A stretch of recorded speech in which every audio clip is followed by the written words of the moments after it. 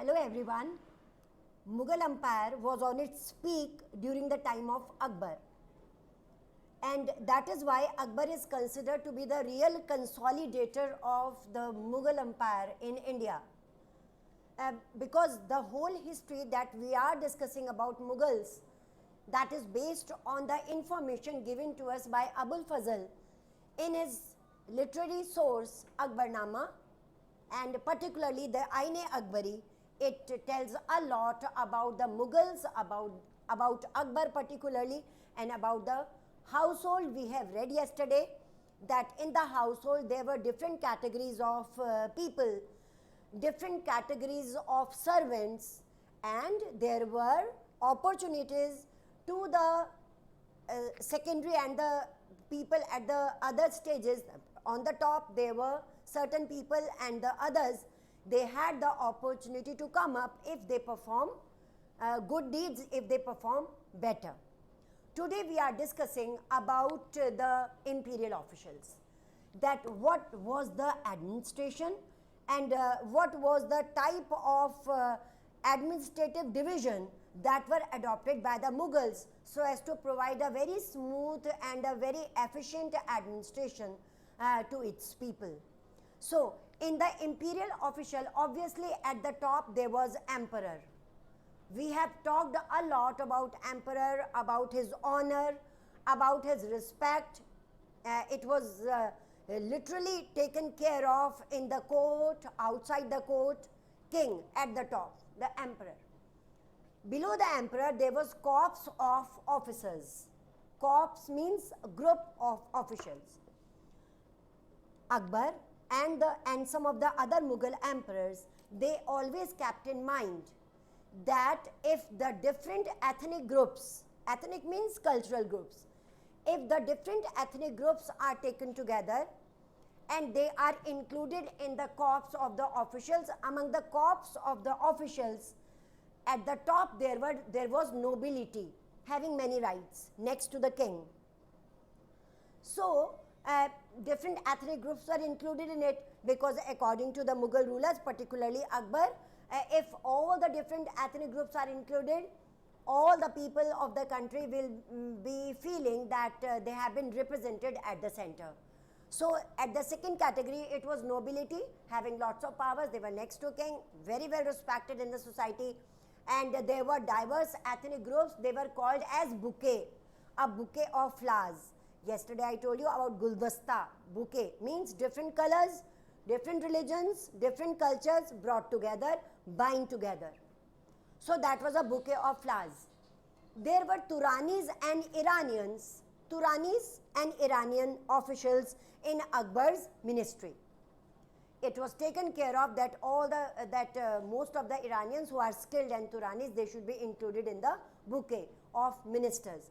Then from 1560 onwards, Rajputs, they were given a lot of attention, because Akbar, yesterday I told you about Raja Bharmal Kachwaha. He was a Rajput king, and to his daughter Akbar married.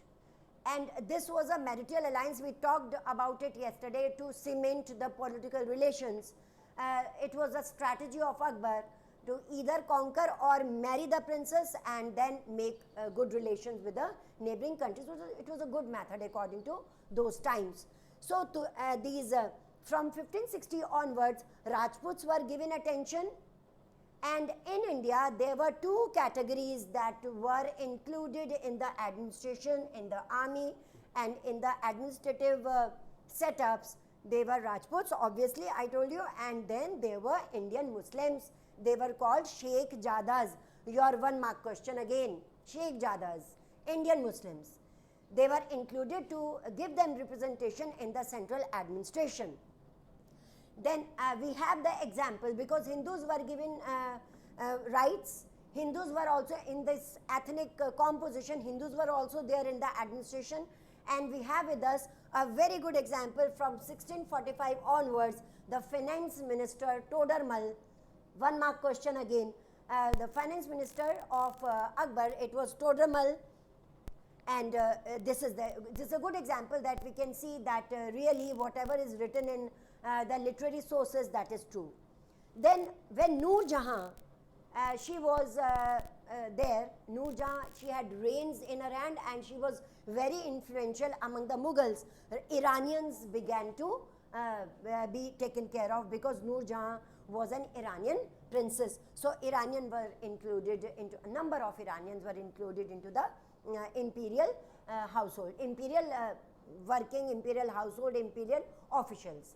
Then also Aurangzeb, when Aurangzeb ascended the throne, he included in his administration Rajputs as well as Marathas. Even the Marathas, the Maratha Maratha people who belonged to Maratha clan, they were also included in the administration. So this was about the administration, about the imperial administration of the Mughals. Then there was Mansabdari system, again 1 mark question, Mansabdari system. Who adopted it? Akbar. Mansabs literally means ranks. Certain ranks were awarded to the officials, that is called Mansabdari system, which had 2 aspects, that is Jats and Sawars. And the whole topic is of 10 marks, long answer about the imperial official, about the officials of the Mughal emperors. You can write down all these in points as I have written, and then you can write down the Mansabdari system consisting Jats and Sawars. What about Jats? They were of imperial hierarchy, and the Sawars, they were the horsemen. That how many horsemen they kept, they maintained the cavalry, the horsemen for the army, and they were very important as the army officials are concerned, as the central administration is concerned. Then about the second one, about the second category, that is Sawars. If 1000 Zars are under a Mansab, that was the title given to the particular one, is given as Umara. Umara, that is taken from Amir, Umara. The title was given if it is about 1000 Jats with a Mansab. If a person wanted to get a Mansab or a rank, I told you it is literally means a rank.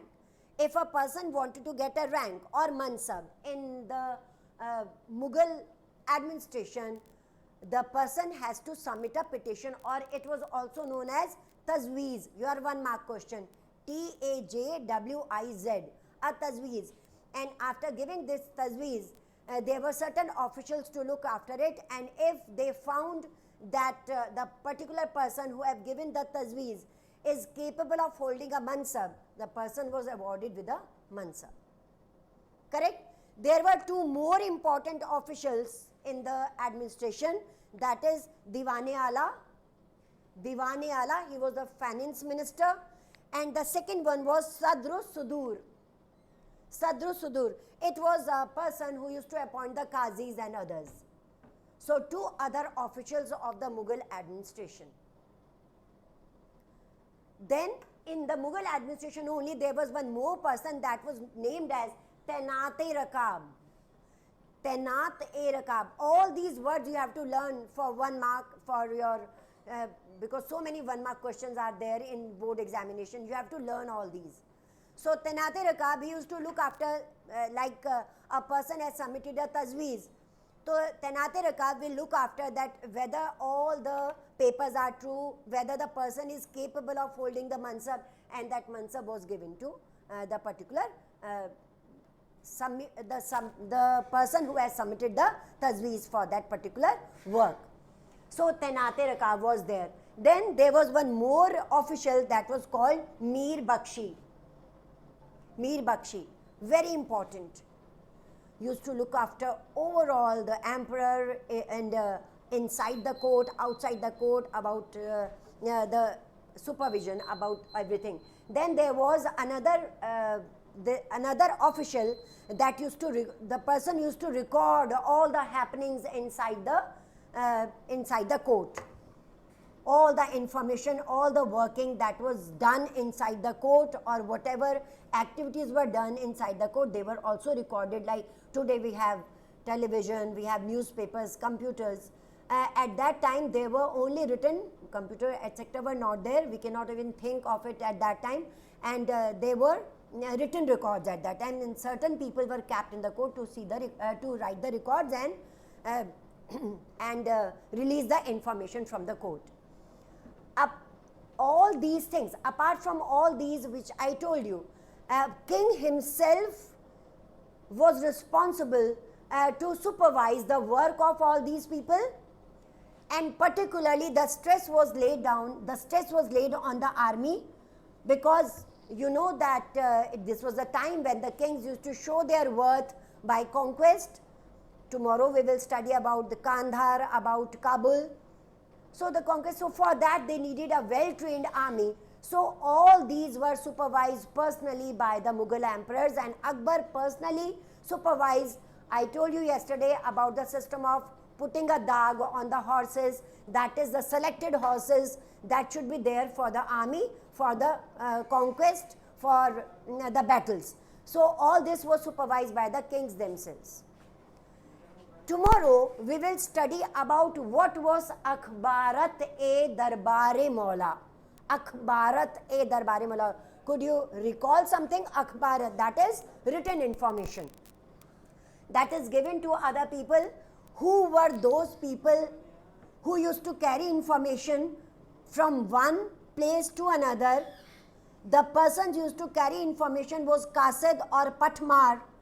There were bamboo cases or bamboo containers in which this Akhbarat-e-Darbare Maula was kept, and this was handed over to the other kingdoms so as to spread the information about the kings and about the Mughal Empire. So today's topics were a bit typical.